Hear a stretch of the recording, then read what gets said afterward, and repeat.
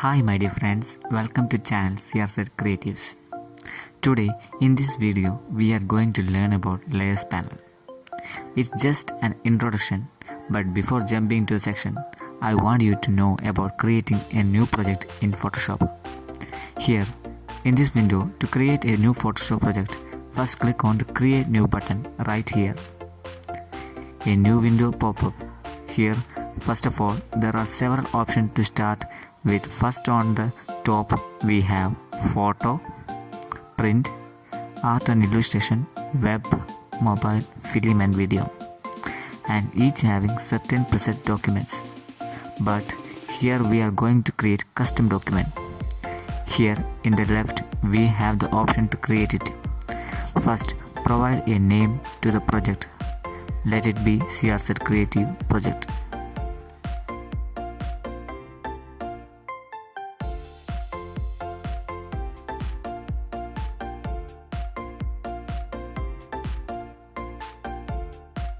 Under that we have the width and height option. Let it be 1000 each.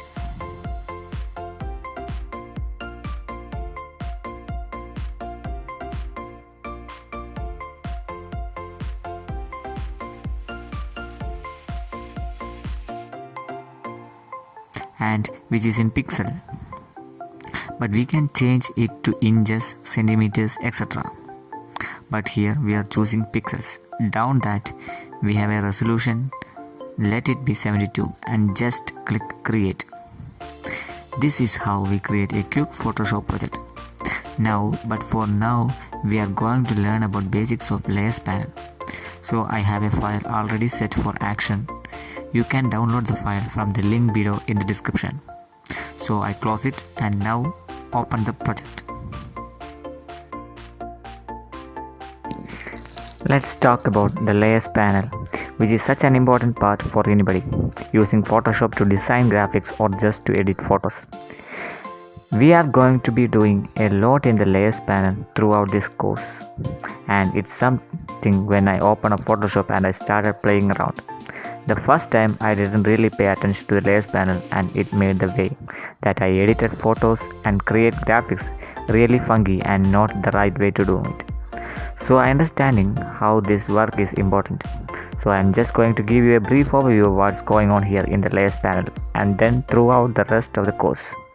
There will be other things that I don't cover in this video that you will learn specifically for projects that will be covering, and you will learn all the basic things you need to know about the layers panel. So I am going to bring this out here, right here, just so we can see it in little bit better. So what's going on here is we have our different layers. We kind of learned before that you can turn on and off the layers. As you can see that if I turn off this number 3 and number 2 layers, that the layers disappear and only the first one appears depending on which one we have visible. We can change the order of the layers. Think of them as layers on top of each other by dragging them down beneath the different layers. So we can put 3 and 2 beneath 1. Say we want to layer it 1, 2, 3, and this is, you can really tell what happens when we move this around. So say we have layer 1 and we want to move it up, and then if we want to move layer 3 down, well, one thing we want to do and you might want to do when moving around layer is actually turn this auto select button off. You can see that even if I select layer 3, then I try to click on here, move it, it's auto selecting that number of 2 layers because that's where I'm clicking. So turn that auto select off. Select your third layer or layer below, and then just click and drag. And now no matter where I click and drag, I'm selecting that third layer even if I'm trying to click that layer 1. Can't select at unless I go over here and select layer 1 and move it around.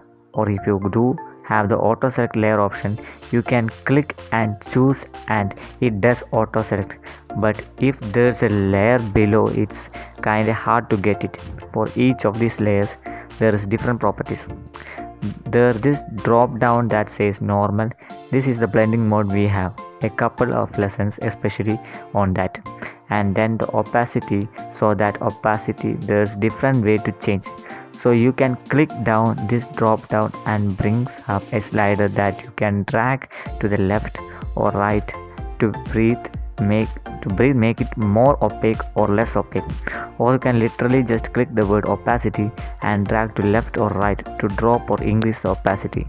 Or you can click the number and type in specific number and then press return on the keyboard.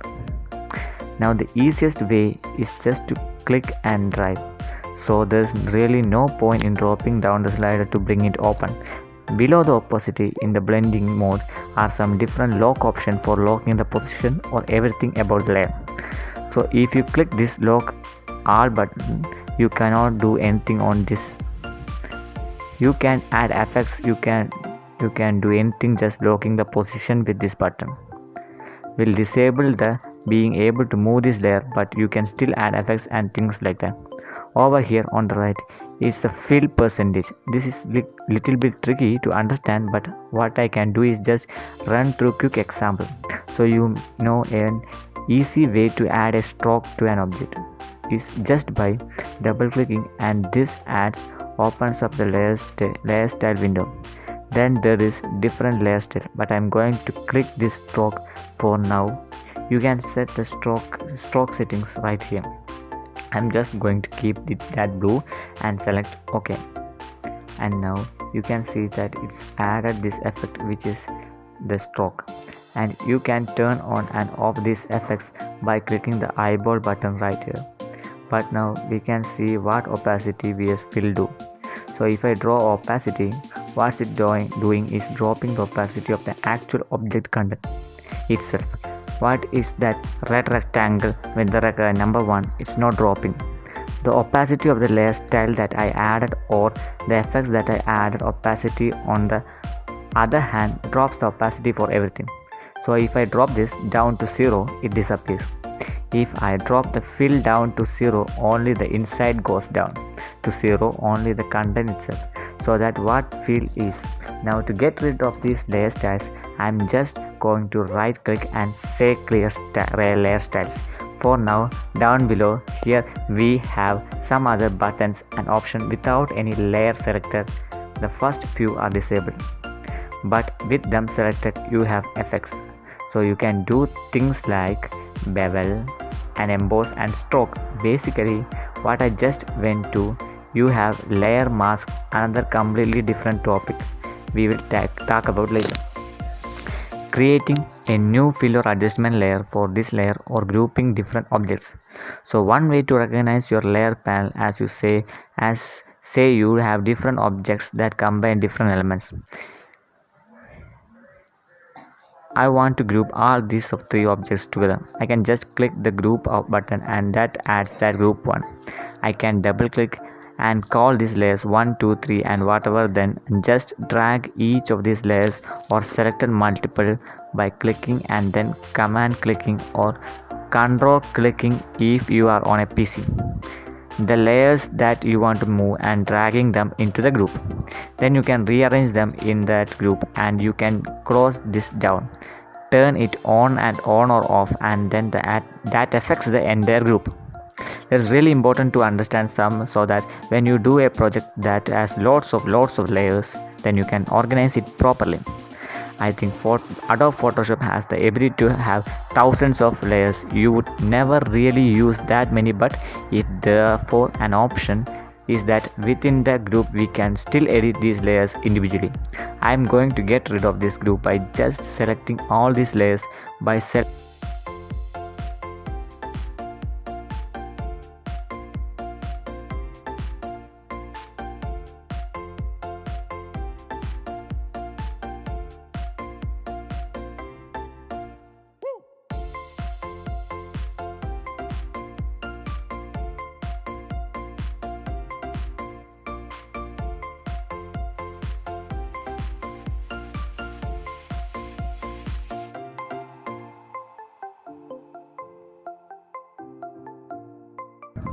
on my keyboard. If I select all these layers or multiple layers, you see this link option pop up. So without 2 layers selected, you can select link. If I have 2 or more, add this link option, and if I click this, you can see this little chain link up here. Now whatever I do, either of these layers happens to both, so I can resize them, I can move them around, I can do anything, and it happens to both. You can unlink them by pressing the link button again down here at the bottom. You also have a create new layer button. Now we can create a new layer. You have to think of it as a transparent layer. There is nothing on this layer, so even if I turn it on and off, nothing happening. Say I take my brush tool over here, and when my brush tool still has is selected, you have a different modifying options. So I can change the size and hardness of the opacity of the brush. I could select a color. I can by clicking this color down here where it's black and changing that color it to whatever color I want, and then when I brush onto this layer, it actually happens onto this layer 1. Imagine this is a clear piece of glass at the beginning, and now we start to layer paint on it on the piece of glass, and we can turn it on and off. We can put it beneath different layers if we want. If we have layers unselected and we have the brush selected, if I try to paint for the first time, what happens is that it won't let me because this layer is what it called a smart object, and a smart object is basically a vector object, which doesn't really help explain it to you if you are a beginner. Just it's an object where I can resize it bigger or smaller however much I want, and it won't become pixelated. When I rasterize an object, or if you have a photo that is rasterized, that means the resolution of the image is set. So if I increase or decrease the size of the image, then it might get pixelated. If it make it bigger, but you have to have images rasterized or layer rasterized if you want to paint on them. So I'm just going to select OK. Don't worry if that's a little bit confusing. We are going to go over all these things, and you are going to learn throughout this course as we do different projects even better. But now we have these layers. One is it's rasterized, and if I paint onto it, it actually painting on layer 1. So now if I turn on and off layer 1, you see that the paint is actually part of the layer 1, and you can undo that last move by pressing Command Z on your keyboard. That is Control Z. But you have to be careful about doing too many paints, because if I do multiple strokes, I can only undo one stroke. There are ways to get rid of multiple things that you do to a layer in the history panel. So if you open up the history panel, which is right here, if you don't have it open, you can go to Windows History. But if I open that up, you see that this has a history of all the different things that I've done to this layer. So if I select this brush tool and delete, it gets rid of all the last brush stroke, or what I can do is select any part of the history and go back to state of the layer. So this is where it was rasterized layer, right when it become rasterized. But before I start brushing, or I can go back to before it was even as rasterized image, back to when it was a smart object, and now I can go back and resize this, and it won't get pixelated. So hopefully you understand how the brush works, and that really is for any of these tools or any effect. If you do it to a layer, it is stuck to that layer unless you are doing it to a new layer in between or on top, which is what we will do for a lot of effects. Is well create a new layer like this, and then we will add something like an exposure adjustment or in saturation adjustment, and this affects layers beneath it. But before we get too deep into all of that, I think we are going to leave it at that for now. The only other thing right here, which is something that I don't do too much, but right here at the top there are ways to filter your layers. So you can click on the button on the left, and you see that you filter it by different types of aspect of the layers, by the layer name, mode, attribute, color, kind. And then we select these different things over here, like filter for pixel layers, or filter by adjustment layer, or text layer, or shape layer, and we don't have any of these layers right now. We have smart object though, and you can select one of them and you can turn it on and off with the button on the right hand side. If you don't want it on, you can just leave this at its. This is really beneficial if you have a really big project with a lot of layers, lot of tasks. I'm going to pop my layers panel right back into here. In the next couple of lessons, we will learn about some other ways that we can interact to edit multiple layers in our projects. And that's for today. We are going to the next lesson in the next class, and don't forget to subscribe and click on the ring button down below in the channel, so that if I post any videos, you can get notified. Okay, thank you. See you in the next lesson.